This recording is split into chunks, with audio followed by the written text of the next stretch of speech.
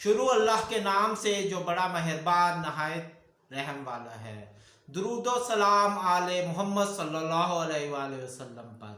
मन युरीदुल इज़्ज़त फलिल्लाहिल इज़्ज़तु जमीआन। तमाम सामीन को homeopathic doctor Mohammad Umar Akbar, senior vice president Wagah town की तरफ से अस्सलामु अलैकुम। आज का हमारा मौजू उन तालिब इल्म के लिए है। होम्योपैथिक में वो तालिब इल्म, दो लफ्ज़ हैं, तालब और इल्म। इसे अब जब हम इकट्ठा कर देते हैं तो तालिब इल्म बन जाता है। उन तालिब इल्म के लिए हैं जो होम्योपैथिक में कुछ सीखना चाह रहे हैं। इसकी अब दो कैटेगरी हैं, यानी कि इसे दो कैटेगरी हैं। एक वो कैटेगरी है जो होम्योपैथिक के तमाम अलामात और उसके जो अद्वियात और केस टेकिंग के तरीके को समझकर अपने उस्ताद से समझना चाह रहे हैं। एक वो हैं होम्योपैथिक तालिब इल्म जो सिर्फ किसी नुस्खे की तलाश में रहते हैं। अब इन दोनों पर जो है वो हम इंशाल्लाह आपको बताते हैं कि इन दोनों में फ़र्क क्या है।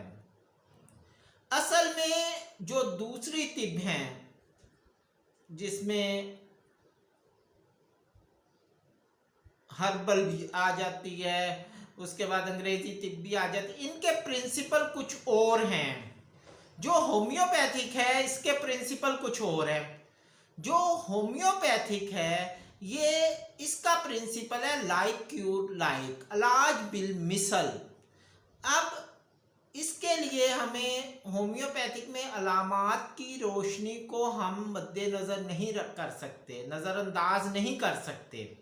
इसमें हमें अलामात को मद्देनज़र रख कर ही इलाज करना है। बेशक हम क्लिनिकल लेबॉर्ट्री की रिपोर्टों को देखें, फिर भी उन लेबॉर्ट्री टेस्ट को हम ट्रांसलेट करते हैं अलामात में। इस पर हम इंशाल्लाह कल एक वीडियो बनाएंगे कि जो क्लिनिकल लैब टेस्ट हैं उसे हम होम्योपैथिक के प्रिंसिपल के साथ कैसे ट्रांसलेट करते हैं। ये एक अलग मौजू है, हम उस मौजू पे नहीं जाएंगे। हम वापस आएंगे कि जो होम्योपैथिक है ये अलामात की रोशनी में इलाज करता है और अलामात ही हैं जिसकी रोशनी में इलाज किया जाता है।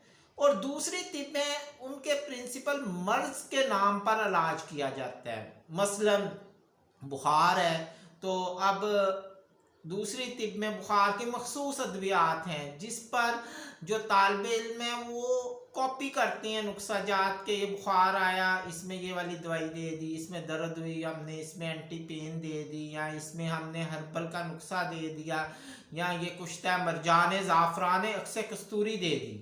मगर होम्योपैथिक में ऐसा नहीं होता। होम्योपैथिक में तमाम दवाइयों के पीछे एक हकीकत होती है, एक बहुत बड़ा जो है वो उसके पीछे एक नज़रिया होता है, उसका तरीक़ाकार होता है कि उस्ताद ने या मालिज ने उसे क्या सोच कर दी और किन सिम्टम को मद्देनज़र रखते हुए दवाई तजवीज़ की है। अब ऐसा नहीं हो सकता कि जो एक अद्वियात है, हम शुगर की बात कर लेते हैं, मसलन के शुगर की अद्वियात है, यूरेनियम नाइट्रिकम भी हैं, इंसुलिनियम भी हैं। अब एक मालिज ने, होम्योपैथिक मालिज ने किसी को यूरेनियम नाइट्रिकम 6x में दे दी और सारे तालिब इल्मों ने यूरेनियम नाइट्रिकम 6x में शुगर के लिए लिख ली। अब यूरेनियम नाइट्रिकम का मिजाज कुछ और है, उसमें दर्दें पाई जाती हैं। जो इंसुलिनियम 200 है या इंसुलिनियम की जो पोटेंसीज हैं वो उसमें मिजाज कुछ और है, उसमें जिल्दी अमराज क्या मिजाज है अद्वियात में। इसी तरह से जीनियम बहुत बड़ी दवाई तस्वर की जाती है, इसका मिजाज कुछ और है, इसका पेशाब के हवाले से जो है ज़्यादती का मिजाज है। अब जब आप किसी होम्योपैथिक उस्ताद से आप कहते हैं कि बस आप इस पे एक लफ्ज़ में कोई दवाई बता दे, वो दवाई काम नहीं करती। इसी तरह बहुत से लोग हैं, मेरे दोस्त हैं, अहबाब हैं, जिन्हें मुझसे काफ़ी ज़्यादा शिकवे भी रहते हैं कि आप डॉक्टर साहब कोई नुस्खा नहीं बताते। होम्योपैथिक में नुस्खा नहीं होता। होम्योपैथिक में पूरे एक थ्योरी को समझना पड़ता है। अब इसकी एक छोटी सी मिसाल देंगे, होम्योपैथिक के हवाले से एक अलग मिसाल आपको समझाने के लिए देते हैं कि एक शख्स का घोड़ा जो है वो बीमार पड़ गया। वो एक दोस्त था, उसे कुछ दिन पहले पता चला था कि मेरे दोस्त का भी घोड़ा बीमार पड़ा, तो वो उसके पास चला गया। उसे कहते हैं कि आप बताएं कि आपने जो घोड़े की दवाइयाँ किससे ली। उसने कहा फलां हकीम साहब से ली है। अब हुआ क्या कि उसने उससे मजीद पूछे बगैर उस हकीम के पास चले गए। हकीम साहब को कहा कि मुझे वही नुस्खा चाहिए जो मेरे दोस्त को दिया। हकीम साहब ने कहा कि आप पूरी तशखीस करवा लें घोड़े की। उसने कहा नहीं नहीं, बस बस, जो नुस्खा उसे दिया वो चुप करके दे दो। उसने वो नुस्खा उसे दे दिया।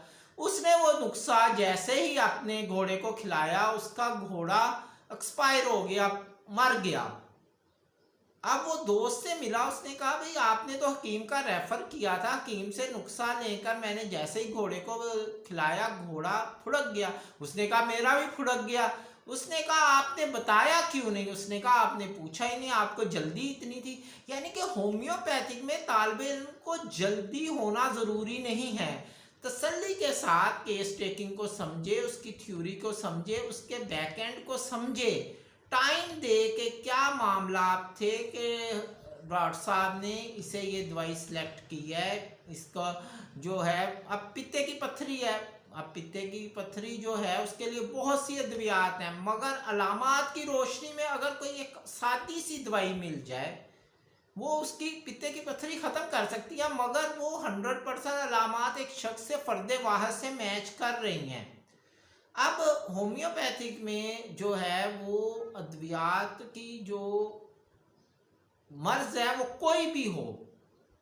दूसरी तिब में ये होता है कि ये बुखार की दवाई है, ये 5 रुपए की है, ये टीबी की दवाई है, ये 1000 रुपए की है, कैंसर की दवाई है, ये 2000 की है, ये एंजाइटी की दवाई है, ये 70,000 रुपए की टैबलेट है।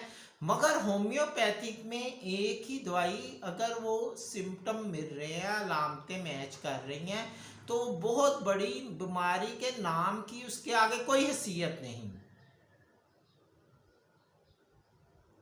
ये इस बातों को जब आप वो शागिर्द जो मुकम्मल हिस्ट्री के साथ पेश होते हैं, मुकम्मल एक थ्योरी रखते हैं, उनके लिए एक पॉजिटिव पॉइंट है कि वो समझें, वो बात को समझें। ये नहीं कि बस आप बता दें, ओ भाई आप बता दें। अगर मुझसे आज एक सवाल बहुत ज़्यादा किया गया कि आप शुगर की दवाई, हालांकि ये मेरा एक पहला DTF जो था वाघा टाउन में आज़म साहब के क्लिनिक पे था, डॉक्टर ट्रेनिंग फार्म में, मैंने उस लेक्चर में उस दवाई को अलाउंस किया है। अब मज़ेदारी की बात है कि वहाँ 35 सामीन ने एक ने भी नोट नहीं किया कि डॉक्टर साहब क्या कह रहे हैं, क्योंकि उन्हें जो आजकल के तालिबे इल्म में उन्हें गर्ज ही नहीं है सीखने की। वो चाहते हैं बस कोई नुस्खा मिल जाए। अगर आप नुस्खे की तलाश में हैं और इस किस्म के आपका माइंड ट्रेंड है, तो आप होम्योपैथिक को छोड़ दें, हर्बल में चले जाएं, और तिब्बों में चले जाएं जिसमें सिर्फ नुस्खे चलते हैं। होम्योपैथिक प्रॉपर एक तरीका इलाज है और इसमें कोई दो राय नहीं कि दुनिया का सबसे बड़ा तरीका इलाज है। तरीका इलाज होना और बिल्डिंगें होना दोनों में फ़र्क है। कुतब अगर गधे पर लाद दी जाए तो गधा आलम नहीं हो जाता। इसी तरह रकबे के लिहाज से कोई चीज़ बड़ी होना, यानी कि बड़ी बड़ी अब बहुत से लोग इस पे इंशाल्लाह आने वाले दिनों में मैं एक लेक्चर भी लिखूंगा, स्पीच दूंगा कि जो बड़ी बड़ी बिल्डिंगें हैं, अब बिल्डिंग तो बहुत बड़ी, अब कहते हैं कि मगर तिब छोटी है। अब बाद लोग मेरी इस बात पे कहते हैं कि डॉक्टर साहब बताएं कहाँ बड़ी बड़ी बिल्डिंगें इसकी नज़र आ रही हैं। अल्लाह के बंदे, इल्म के लिहाज से ये बड़ी तिब है, बिल्डिंगों के लिहाज से ये बड़ी तिब नहीं है, सीखने के लिहाज से बड़ी तिब है। इसने बहुत सी तिब्स को अपने अंदर समा रखा है। इस पर एक इंशाल्लाह नेक्स्ट स्पीच देंगे। अब तक के लिए homeopathic doctor Mohammad Umar Akbar, senior vice president Wagha town को इजाज़त दें। अगर मेरी ये स्पीच, मेरी ये वीडियो पैगाम आपको अच्छा लगा इसे लाइक करें, अगर नहीं अच्छा लगा तो डिसलाइक करें। आपकी मोहब्बतों का तालिब। अस्सलाम वालेकुम।